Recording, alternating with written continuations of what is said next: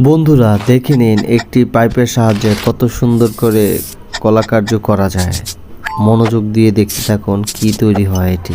হয়তো আপনাদেরও কাজে লাগতে পারে এই কাজটি। সো ভালো করে প্রথম থেকে শেষ পর্যন্ত দেখতে থাকুন কি করা হয়।